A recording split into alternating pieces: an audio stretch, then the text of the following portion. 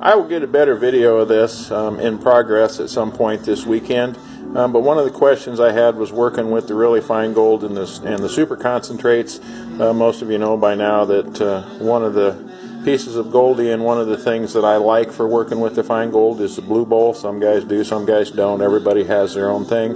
But I found that it just works really well for a lot of the gold that I work with.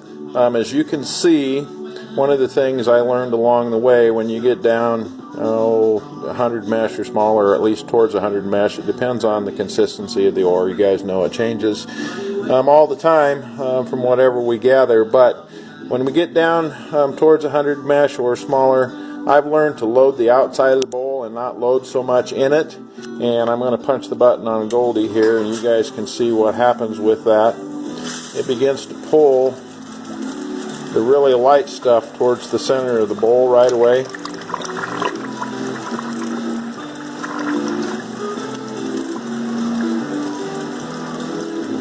That works good for a couple reasons. And by the way, I run it just so it runs over the top of the vortex in the center of the bowl there. There you can see that's about it, just so it goes over there. You can see some of the suds I've got in there from my cleaner, but you'll see it start to move from the outside in, and actually look at there, it pulls some of the flour gold out before the sands ever get there. So then it's as simple as we're going to go ahead and shut it off.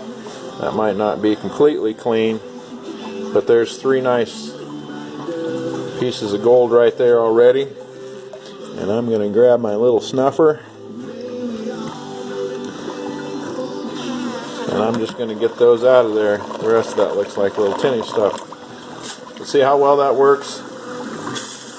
Some of that little really fine flour gold that ends up being a little bit lighter than some of the sands, it'll suck that out in the clean part of the bowl. You don't have to worry about it going over the top of the bowl.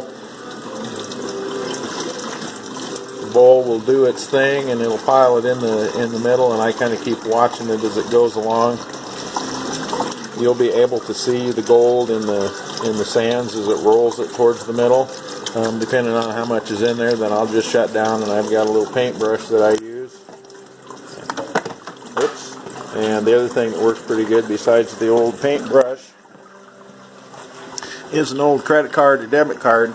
And then I just brush it back to the side of the bowl, let it set down and settle out a little bit. If there's any flour gold, I pick it up and we go through it again. You can see there's another piece.